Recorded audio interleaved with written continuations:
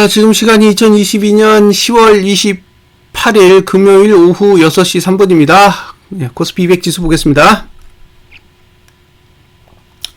일단 이번 주가 끝났습니다.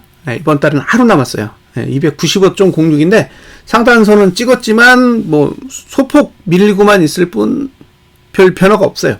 그러니까 뭐 월요일에 큰 폭의 하락이 오지 않는 이상은 지금 상태에서는 이대로 뭐 끝난다고 가정하고 다음 달을 한번 봐야겠죠. 이번 달은 더 이상 뭐 의미를 둘 필요는 없을 것 같고요. 자, 이렇게 됩니다. 예. 설명을 좀 드릴게요.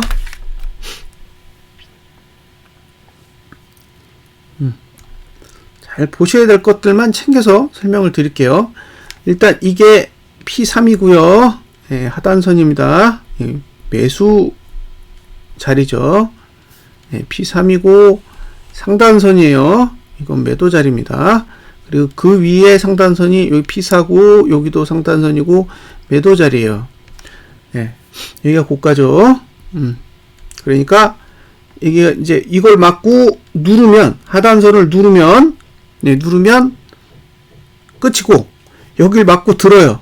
들어서 고가를 넘으면 여기까지가 버퍼예요. 여기가 324입니다. 예. 간다가 아니라 공간이에요. 공간이 존재한다. 이게 오해하시면 안 되는 거예요. 자, 고가를 넘으면 324까지 가? 그럼 나는 차라리 고가 넘었을 때 324까지 매수를 해가지고 익절을 하겠어. 이렇게 생각하실 수 있잖아요.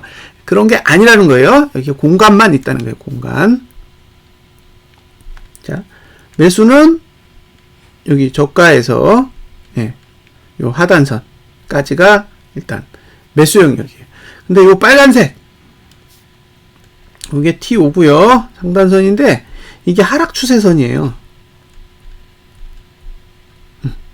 근데 이게 아래를 볼 때는 괜찮아. 예? 아래를 볼 때는 괜찮은데 이게 지금 위를 보잖아요. 그러면 이거 사용 가치가 없다는 얘기예요. 예. 사용 가치가 없습니다. 자, 이해하셨죠? 예. 사용 가치가 없는 거예요. 예. 그러면 여기 매도와 여기 매도, 즉 P3 상단선과 P4 상단선 사이가 매도 영역인데 지금은 어떻게 돼 있다? 296.58에서 324까지예요. 너무 넓어. 네, 너무 넓어요. 그래서 월봉은 사실 매도하기에 썩 좋은 구조는 아니라고 보시면 되고요. 네, 그래서 월봉을 쓰기 싫다. 그럼 뭘 쓰냐? 주봉을 쓰죠. 아니, 분기봉을 쓰죠. 분기봉. 네, 분기봉을 쓰는데 분기봉 잘 보세요. 299.97에서 322.81까지 비슷하죠. 네? 분기보고 매도를 하고 싶으면 299.97에서 322.81 요 사이에 가격을 활용하라는 거예요. 근데 도대체 요 322.81은 뭘까? 네? 이게 지금 제가 여러분들한테 계속 이야기하고 싶은 수치예요. 네, 보세요. 분기봉으로 보면 여기가 목표가예요. 네, 여기가 P3 하단선이고 여기가 이제 매수가고 그 다음에 여기가 상단선이니까 여기가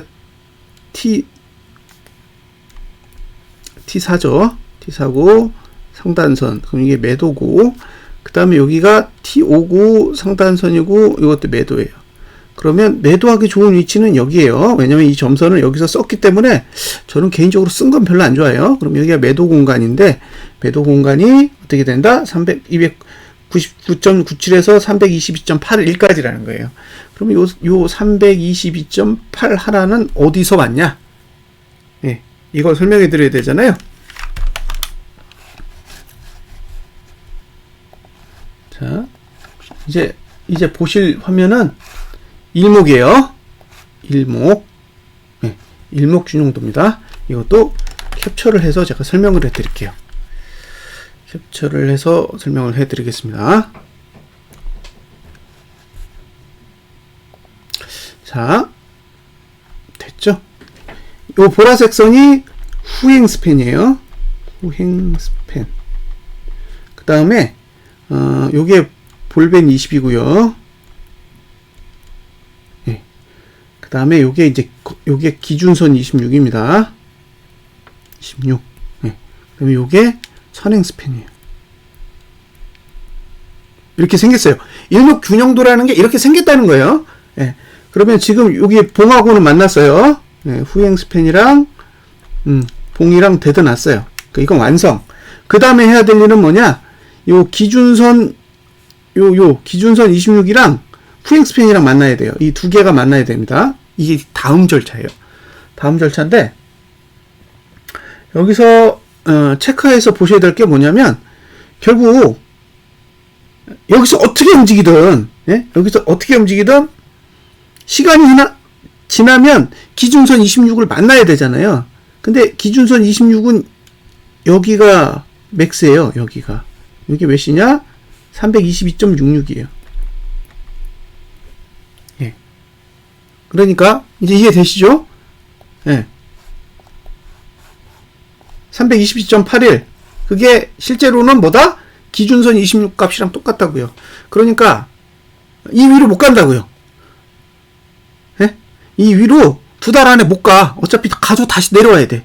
222.66 위로는 올라가면 다시 내려와야 돼요. 여기가 그렇게 했듯이.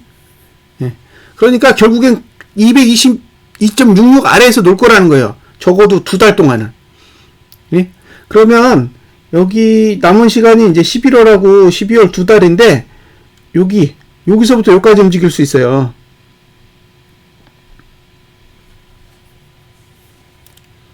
예? 그리고 만약에 데드를 내야겠다. 그러면 요 자리 밑으로 가야 돼요. 요게 278입니다. 예? 그러니까 두 달 안에 데드를 내고 싶다. 예. 후행 스팬이랑 기준선 26이랑 데드를 내고 싶다면 278 아래로 내려가야 되는 거고 데드를 올해 안 내겠다. 예? 내년으로 넘기겠다 그러면 278에서 322 사이의 공간을 뚫고 가야 돼요. 예? 이제 설명을 해드렸어요. 자, 올해 안에 후행 스팬이 기준선 26 아래로 내려가야겠다. 그럼 어디로 간다? 278 아래로 가야 된다고요. 이렇게. 예? 근데 올해 안 할 거야. 그러면 후행 스팬은 278보다는 크고 그 다음에 후행 스팬은 322.66보다는 작은 위치에서 움직여야 돼요. 그러면 지금 박스는 뭐예요? 278에서 32 박스를 쓴다는 거예요. 예? 기본적으로 현재 코스피 200 지수의 기본적인 범위는 322하고 278 박스라는 거죠. 278을 붕괴해도 돼요. 근데 322를 돌파해서는 안 돼. 왜냐면 어차피 또 내려와야 되니까. 그러면 그렇게 따졌을 때 결국에는 매도가는 322에 가까우면 좋겠죠. 예? 매도가는 322에 가까워질수록 손실이 적어지는 거잖아요. 321은 넘을 확률이 많이 떨어지니까. 그럼 만약에 300에서 잡아보세요. 300에서 잡으면 22잖아요. 7%. 예. 그럼 곱버스로는 14%죠. 예. 300에서 내가 곱버스를 샀다. 그럼 예상 손실은 14%인 거예요. 만약에 본인이 310에서 샀다. 그러면 10만큼만 가져가시면 되잖아요. 그럼 3%.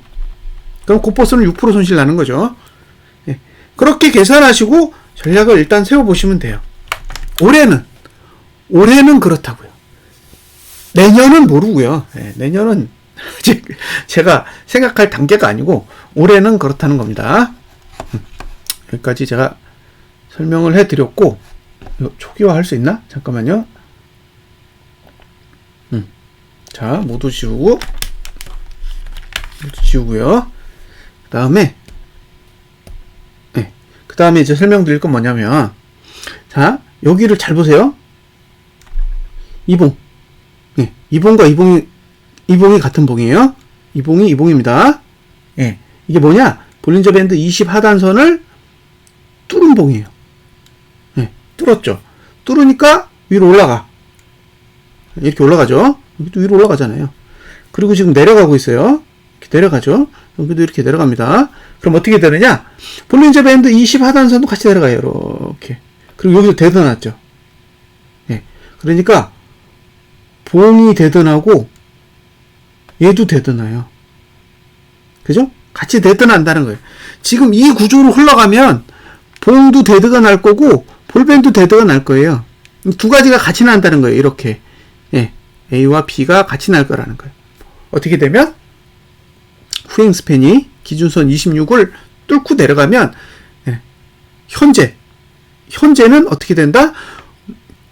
선행 스팬, 예. 선행 스팬을 예. 뚫고 내려가는 현상이 일어난다는 거죠. 요게 후행 스팬이고요. 요게 기준선 26이고요. 요게 선행 스팬입니다. 예, 참고하세요.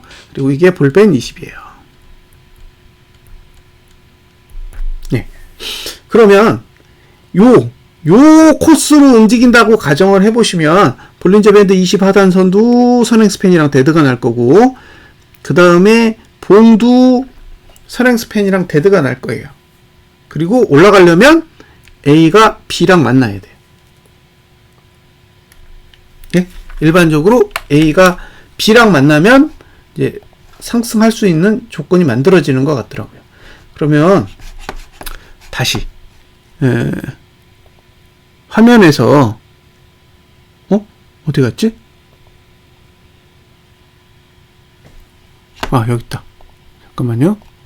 다시 이걸 켜서 네, 여기서 보시면 이제 봉이 더 만들어진다고 가정을 해보자고요. 어떻게 되는지를 보세요. 이렇게 되는 거죠. 그러면 보시면 이렇게 데드나잖아요. 데드나죠. 예? 요게 요 데드예요. 예? 요 데드가 이 데드인 거예요. 예. 지금 줄여서 보시면 자, 볼벤을 음봉으로 뚫고 나면 그 다음에 봉이 데드난다 그랬잖아요. 봉이 데드나는데 봉만 데드가 나는 게 아니라 볼린저 밴드 20 하단선도 데드를 낸다고요. 근데 얘 밑으로 튕기면 올라갈 수 있잖아요. 이렇게. 그러니까 얘가 내려가면 이렇게 여기를 만나서 이렇게 갈 수 있다는 거죠. 이렇게 튕겨서 이렇게 갈 수 있다고요. 이해되셨죠? 무슨 얘기인지. 다시 이렇게 해서 이렇게 갈 수 있다고요. 그러니까 결국에 바닥은 이 볼린저 밴드 20 하단선이 되는 거죠. 지금 구조에서는 매수를 하려면 이 볼벤 20 하단선을 따라다니시면 되는 거예요. 아, 이 정도가 바닥이겠구나. 자, 만약에 이게 석 달이 지나면 하나, 둘, 셋, 석 달이 지나면 바닥은 얼마 정도 돼요? 예, 258 정도 됩니다. 그 얘기는 세 달 뒤에 만약에 이게 매수해야 된다 그러면 258 언저리에서 매수 전략을 가져갈 수 있다는 거죠. 예, 지금의 일목으로 보면 그래요. 그러니까 지금의 흐름을 일목으로 해석하면 이렇게 해석이 된다는 거예요. 이렇게 반드시 움직인다? 아, 그러면 제가 하락에다 돈 다 베팅하겠죠. 고민을 하겠어요? 근데 이런 환경을 가지고 있다라는 거예요. 그래서 매수자는 굉장히 신중하게 접근을 하셔야 되는 거고요. 매도자는 기다려 보는 거죠. 이게 이렇게 내려가서 이거 데드날 때까지는 기다려야 되는 거예요. 이거 데드나야 팔든지 말든지 하지. 예. 그러니까 얘가 옆으로 가든 밑으로 가든 이제 데드를 낸 상태가 돼야 아, 이제 바닥을 만들 수 있는 환경 안에 들어왔구나 라고 판단을 하고 그때부터는 이제 매도 준비를 하는데 지금은 밖에 있잖아요. 네. 지금은 밖에 있다고요. 이 선행 스팬 위쪽에 있단 말이에요. 그러니까 여기는 바닥 자리가 아니라고요. 지금까지 큰 하락, 그러니까 고점을 내고 떨어지는 추세에서 선행 스팬 위에서 바닥을 낸 적은 없습니다.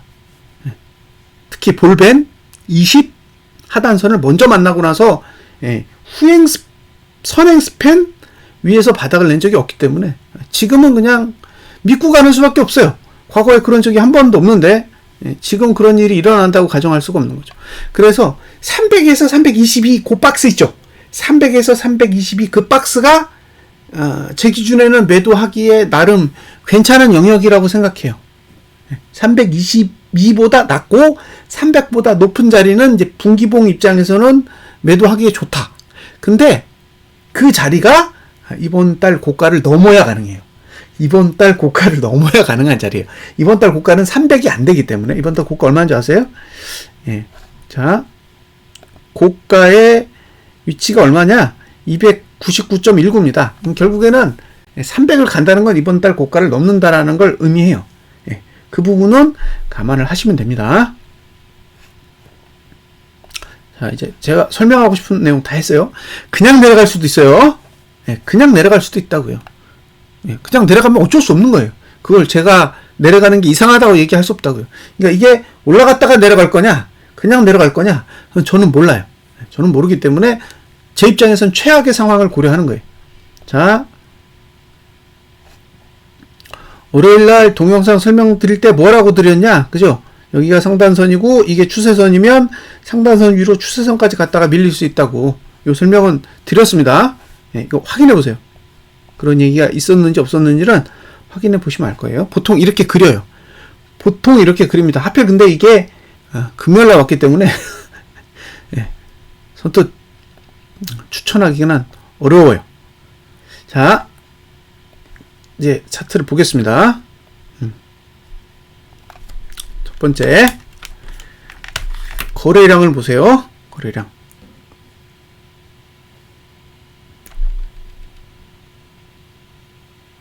자, 거래량을 보시면 거래량이 늘었어요. 여기서 80입니다. 네. 거래량 80은 아마 10번이 안 될 거예요. 지금까지 코스피 기준으로 우리나라 증시가 시작한 이래로 주봉의 거래량 투자 심도가 80을 넘은 적이 10번이 안 될 거예요. 그 정도로 굉장히 희귀한 현상입니다. 37년? 37년 동안의 역사 속에서 그 정도밖에 없다 그러면 진짜 신기한 거죠. 없어요. 제가 살펴본 바로는 거의 없습니다.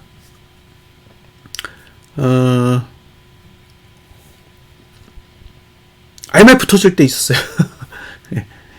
그쵸? IMF 터졌을 때, 닷컴 버블 붕괴할 때 이런 때는 항상 80이 떴습니다. 자, 여기 보면 이제 하단선이 여기가 T3, T4, T5 이렇게 발달해요. 아하. 그죠? 다 이게 매수가 가능한 자리예요. 그러니까 이제 상승 추세를 탈 수 있는 구조를 만들었어요. 만들었는데 아직 저가 방어는 안 돼요. 저가 방어는 안 됩니다. 문제는 고가 방어도 안 돼요. 그러니까 지금은 저가 방어도 안 되고 고가 방어도 안 되는 봉을 그려놨어요. 그러니까 만약에 다음 주 시작했다. 고가 안 넘으면 매도하세요. 고가를 못 넘는다고 판단되면 매도하세요. 원래 그렇게 하는 거예요.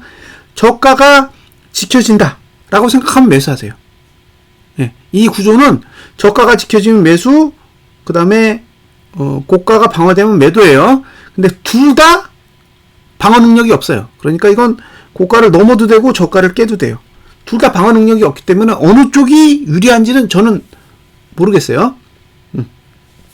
고가를 넘으면 여기까지 보시면 돼요. 여기 요 위치까지 보시면 돼요. 근데 거래량이 맨 위에 있고 다음 주에 상승을 해도 바뀌지 않아요. 거래량이 맨 위에 있기 때문에 그2가 맨 위에 있습니다. 고조정보다 위에 있기 때문에 이건 기본적으로 못 넘으니까 여기가 매도 자리예요. 매도 자리 한 307, 8 정도 돼 보이죠? 요 정도가 이제 매도 자리가 됩니다. 그러니까 두 가지 전략이 있는 거죠. 정고를 넘어. 그러면 이제 307, 8대에서 매도 공략을 해야 되는 거고, 정고를 못 넘으면 그냥 밑에서 그냥 매도하시면 돼요. 상관없어요. 됐죠? 그렇습니다.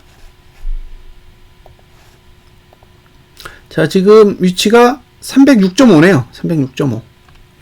그러니까 다음 주에 위로 올리면 306.5 위에서는 매도가 가능한 거죠. 306.5에서는 가능하다. 그리고 그 위를 잘 생각해 보세요. 올라가면 322까지예요. 그 이상 가기 힘들어요. 구조상. 그러면 322에서 본인의 매도 위치를 빼면 그게 손실이에요. 여러분이 관리해야 될 손실이 그 정도 규모라고 보시면 돼요. 그리고 지금의 시간 구조로 봤을 때는 어떻게 돼 있냐? 이렇게 돼 있죠. 자, 여기 둘 좀 가면 요 정도의 세 번째 주 정도 되면 얘랑 만나요. 얘랑 이렇게 만나게 됩니다. 그러니까 제 기준에는 이거 만나면 끝입니다. 요 빨간색으로 된 굵은 실선 이거 만나면 끝나요. 예. 그럼 이제 매도가 가능한 위치는 계속 내려오겠죠. 지금 이제 306대 이렇게 내려오는 거예요. 요 선만 따라가시면 돼요. 고가를 넘으면 얘만 보시면 되는 거예요. 이 선만. 고가를 넘으면 전봉의 고가를 못 넘으면 그냥 매도하고, 전봉의 고가를 넘으면 이 노란색 선까지 간다고 생각하고 요 자리를 노리시면 돼요. 세 번째 주까지, 11월 세 번째 주까지 그렇게 보시면 됩니다. 저는 이 전략만 일단 가져갈 거예요. 저는 이 전략만 일단 사용할 생각입니다. 일봉은 뭐 딱히 일봉은 딱히 이슈 없어요. 자, 위도 뻥, 아래도 뻥. 위아래 다 뚫렸어요. 지금 일봉은 위아래가 다 뚫렸다. 그러니까 올라도 되고 내려도 되고 상관없다는 얘기죠. 고가 저가 다 방어할 생각이 없어요. 자, 이제 제가 설명할 내용은 다 해드렸습니다. 그쵸? 굉장히 디테일하게 분기, 월, 주, 일, 그리고 지금 설명한 내용 중에는 일목을 활용해서 지금 기본적인 폭은 얼마다? 278에서 322. 이게 박스고 기본적인 박스예요. 상단 이탈하기에는 어려워요. 하단 이탈은 가능해요. 그렇게 보시면 됩니다. 자, 그 다음에 선물이죠. 선물 월봉 뭐 대동소이하죠. 이걸 가지고 뭐 딱히 추가적으로 설명할 내용은 없어요. 똑같이 생겼어요. 주봉 똑같잖아요. 똑같습니다. 이거 차트 그린 거 보세요. 요 TO 찍고 PO에서 끝나고 거래량 계속 매도 유지하고 있고, 그리고 하단선이 올라온다라는 거. 상단선은 발달 안 했어요. 그러니까 이거 미국 증시가 안 내리면 쉽지 않아요. 매도할 만한 구조가 안 나온다는 거죠. 그래서 지금은 공격적으로 매도를 해야 될 이유는 없다라는 거예요. 이번 주는 매도를 해도 되죠. 상단선이 누르고 있으니까. 근데 다음 주는 아니라는 거예요. 제가 얼마 전에 SQQQ를 샀다가 그 다음 주에 팔아버렸잖아요. 지금 똑같은 구조예요. 지금은 발달되어 있는 상단선이 있지만 다음 주에는 없어요. 자, 일봉은 뭐 아래 위 다 없습니다. 자, 이제 돈을 볼게요.